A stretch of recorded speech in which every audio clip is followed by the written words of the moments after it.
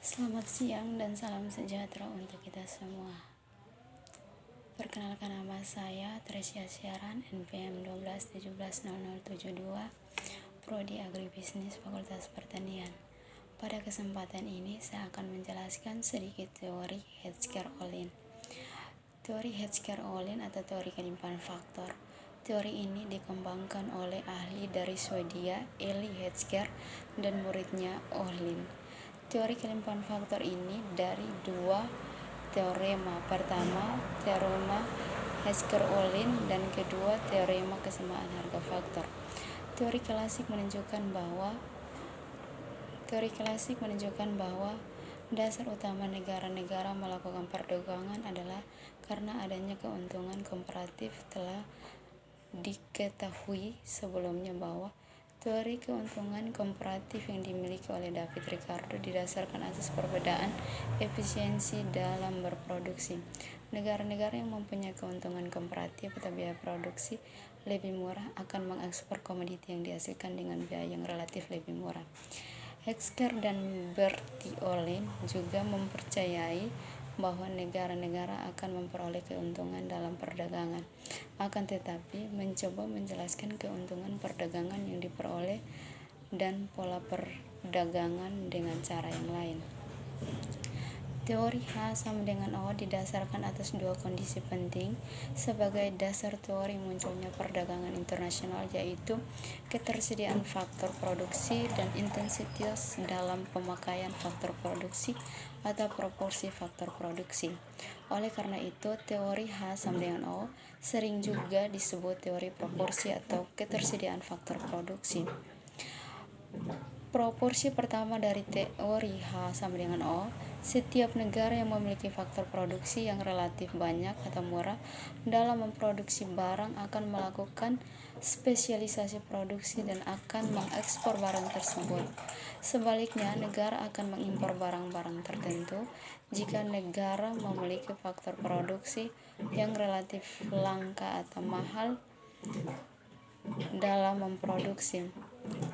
Dalam analisis teori H sama dengan O menggunakan dua kurva isokos, yaitu kurva yang menggambarkan total biaya produksi yang sama, dan kurva isokuan, yaitu kurva yang menggunakan total kuantitas produk yang sama.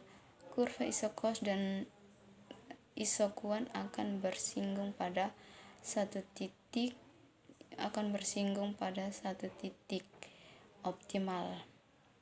Untuk isokuan satu titik optimal, manfaat perdagangan yang diperoleh masing-masing negara berdasarkan teori H sama dengan O dapat dimiliki oleh suatu negara berbeda-beda sehingga menyebabkan perbedaan harga relatif harga barang.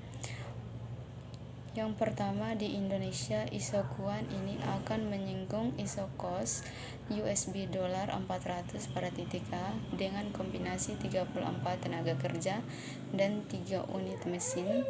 Jadi untuk memproduksi pakaian 100 unit pakaian yang padat, karya di Indonesia akan lebih murah. Karena jumlah atau proporsi faktor produksi tenaga kerja yang dimiliki Indonesia relatif lebih banyak dan murah, sehingga unit kosnya hanya USD 4. B. Di Jepang, dengan isokuan 100 unit pakaian akan menyinggung isokos USD 600 pada titik B dengan kombinasi 26 tenaga kerja dan 7 unit mesin.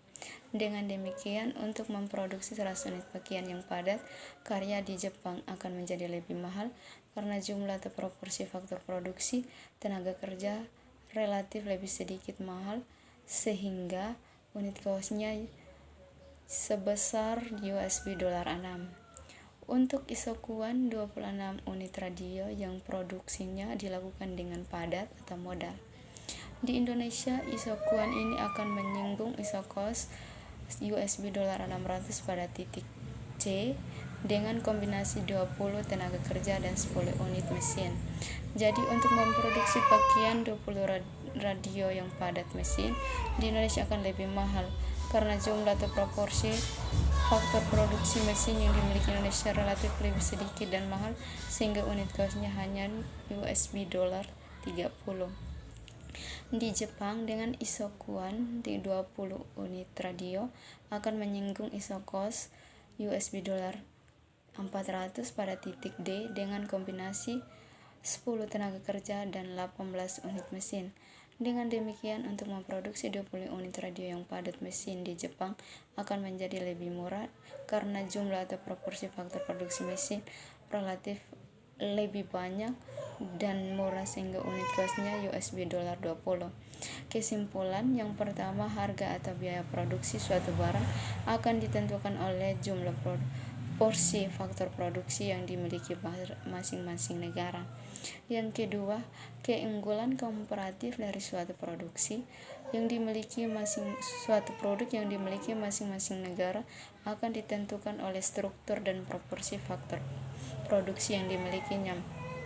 Yang ketiga, masing-masing negara akan cenderung berspesialisasi produksi dan mengekspor barang karena negara tersebut memiliki faktor produksi yang relatif banyak dan murah untuk memproduksinya. Proporsi kedua dari teori H sama dengan O, perdagangan akan cenderung mengakibatkan harga faktor produksi sama di berbagai negara. Sebelum berdagang, upah dan harga kapital di negara A adalah S1 dan R1 dengan kurva penawaran dan permintaan S dan D1, sedangkan di negara B adalah S1 dan R1.